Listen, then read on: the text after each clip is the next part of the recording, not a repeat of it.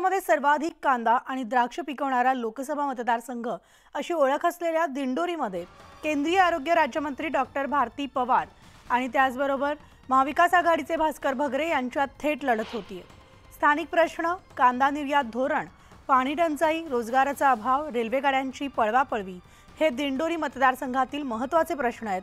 2009 मध्ये या ठिकाणी पहिल्यांदा खासदारकीची निवडणूक झाली, तेव्हापासून आतापर्यंत म्हणजे तीनही टर्ममध्ये भाजपच्या उमेदवाराचाच विजय झालाय। तर उद्याच्या मतदानाआधी आज ईव्हीएम मशीनची तपासणी या ठिकाणी होतीये। पोलिसांचा बंदोबस्त सुद्धा चोख तैनात आहे।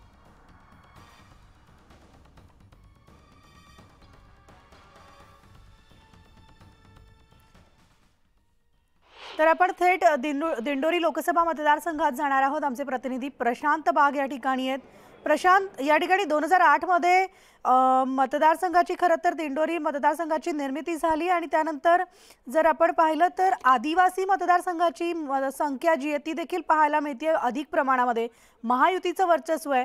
आजची परिस्थिती काय सांगते आणि उद्यासाठी काय तयारी करण्यात आली आहे? खरे बिदाली म्हणजे महायुतीचं वर्चस्व असलेला मतदारसंघ म्हणून दिंडोरीकडे नक्कीच बघितलं तर हरिश्चंद्र चव्हाण या ठिकाणी खासदार होते 2 वेळा। आपल्याला माहिती आहे की अटल बिहारी वाजपेयी आता एक मतासाठी संघर्ष करावा लागला, त्यावेळेस आजारी असतानाही हरिश्चंद्र चव्हाण गेले। त्यानंतर गेल्या 2 टर्मपासून म्हणजे इथलं बदललेलं चित्र जरी असलं तरी भारती पवार आता दुसऱ्यांदा भारतीय जनता पक्षाच्या तिकिटावर इथली निवडणूक लढवण्याला इच्छुक आहे। म्हणजे जशी आता उमेदवाराची परीक्षा या पूर्ण निवडणुकीमध्ये बघितली जाते तसं त्याचबरोबर आजचा दिवस जो आहे तो खऱ्या अर्थाने पुढचे 48 तास ही या निवडणूक यंत्रणेमध्ये काम करणाऱ्या प्रत्येक कर्मचाऱ्याच्या परीक्षेचा खरा हा दिवस आहे। आपण आता आहोत की इलेक्ट्रॉनिक वोटिंग मशीन याचं जे सगळं वाटप सुरू झालेलं आहे। माझा सहकारी अनिकेतला मी विनंती करतो की अनिकेत, जर का आपण बघितलं तुझ्या डाव्या बाजूला तर अनेक इलेक्ट्रॉनिक वोटिंग मशीनचे संच आपल्याला या ठिकाणी दिसत आहेत। आता उमेदवारांची संख्या त्यानुसार बॅलेट युनिटचं वाटप केलं जातं। या ठिकाणी 2 बॅलेट युनिट, त्याचबरोबर 1 कंट्रोल युनिट आणि 1 व्हीव्हीपॅट मशीन हे सगळं देतंय। प्रचंड गर्दी आहे। मतदान साहित्य वाटप हे ज्या ठिकाणी सुरू झालंय प्रचंड गर्दी आहे। राष्ट्रीय कर्तव्यासाठी म्हणून सगळेच या व्यवस्थेतले कर्मचारी ताकदीनं काम करतायत। अर्थात पोलीस प्रशासनाची व्यवस्था सुद्धा तितकीच आहे, पण परीक्षा जी आपण मानतोय ती परीक्षा आता नुसती उमेदवाराची नाही, राजकीय पक्षाची नाही, तर या व्यवस्थेत काम करणाऱ्या प्रत्येक कर्मचाऱ्याची सुद्धा आहे। इलेक्ट्रॉनिक वोटिंग मशीनच्या माध्यमातून म्हणजे की आपल्याला माहिती आहे आता या सगळ्या आपल्याला कॅमेराच्या फ्रेममध्ये दिसताले सगळेच वेगवेगळ्या गावातनं नियुक्त झालेले कर्मचारी आपल्याला या ठिकाणी दिसत आहेत।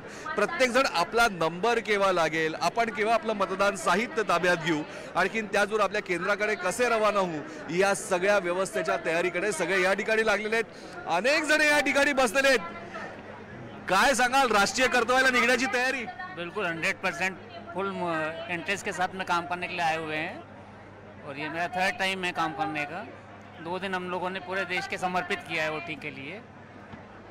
देशासाठी समर्पित असलेला एक दिवस। महिला कर्मचारी यांची संख्या सुद्धा खूप मोठी आहे। काय हे निवडणुकीचा नाशिककर टोपी उपी घातली आहे, काय म्हणते निवडणूक? सर एकदम आनंदात चाललाय हा आजचा आपला सोहळा जो आहे, लोकशाहीचा सोहळा आहे, लोकशाहीचा उत्सव आहे हा। तर सर्व नाशिककरांना मी नम्र निवेदन करतो की कृपया सर्वांनी वोट करावं। हा उत्साह आहे मिनाली, हे जाणीव आहे, ही जागृती आहे फक्त मतदारांची नाही तर या व्यवस्थेत काम करणाऱ्या प्रत्येक कर्मचाऱ्याची आहे। आपण निश्चितच, आणि म्हणून आता उद्या होणाऱ्या मतदानासाठी सगळ्याच मतदान केंद्रावर आपल्याला ही तयारी पाहायला मिळणार आहे। धन्यवाद प्रशांत या सविस्तर माहितीसाठी।